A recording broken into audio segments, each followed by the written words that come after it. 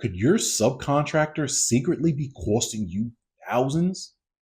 Is it possible you have an employee that you're needlessly paying FICA payroll taxes for? If you want to better understand the difference between employees and subcontractors, you've come to the right place.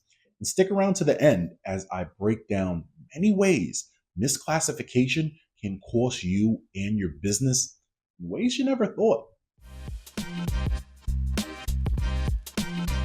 Hey there, tax warriors. Welcome to JDB Tax. I'm Brian Eustache, enrolled agent and tax strategist, but I call myself a taxtician.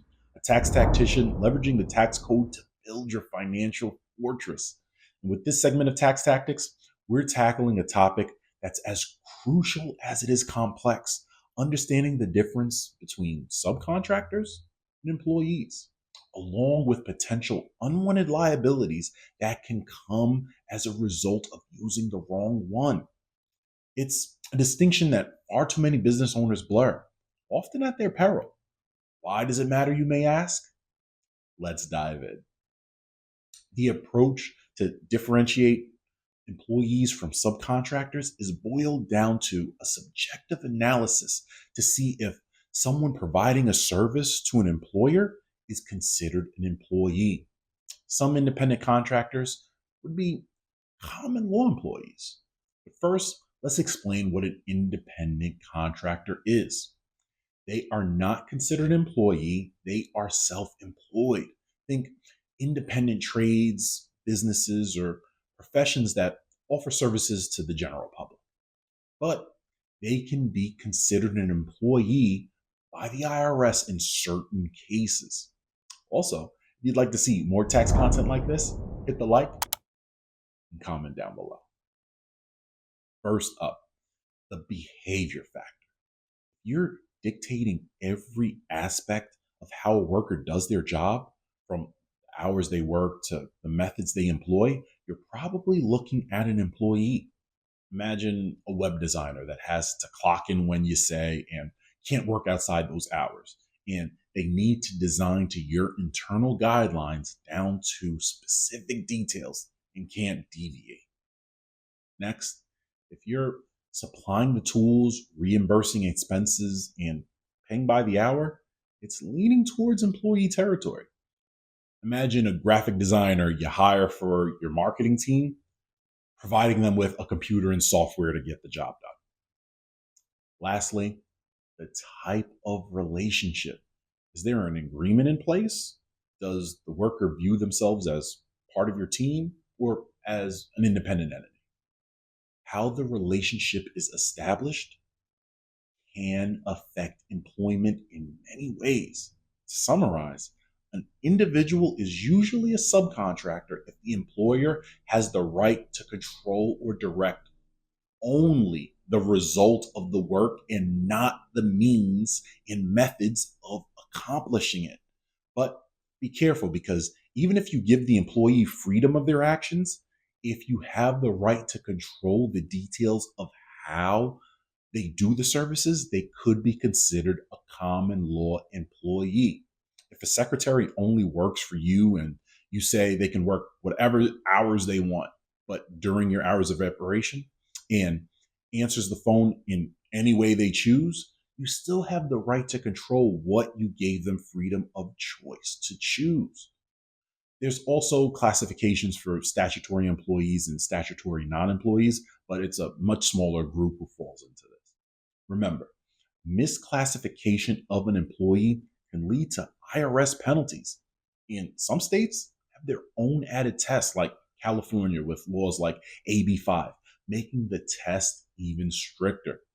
But this isn't only just about dodging penalties. It's about building a sustainable, compliant business.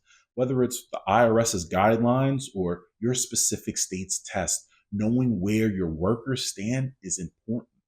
The decision between labeling a worker as a subcontractor or an employee might seem trivial at first glance. However, this distinction holds the power to either propel your business forward or drag it into an abyss of legal and financial headaches.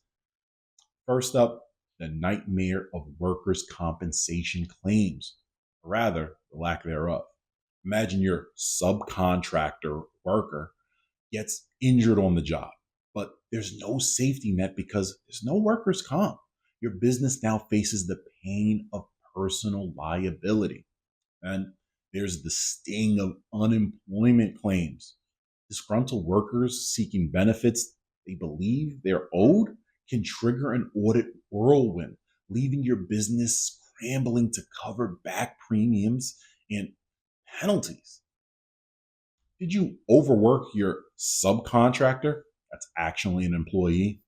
Brace yourself for overtime claims that could triple the cost of unpaid wages, which is a harsh lesson and well within the law's reach. And if you thought sidelining your subcontractor, that's really an employee, from retirement benefits is a smart move, think again. The Department of Labor doesn't take kindly to exclusion from 401k or SEP IRA contributions. But it doesn't end there. The IRS, upon catching wind of your misclassification, will come knocking for their fair share of FICA and FUTA taxes, armed with penalties and interest.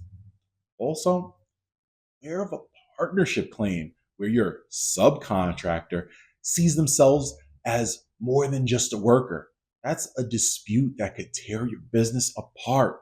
So, what's the moral of our story? Classify with caution.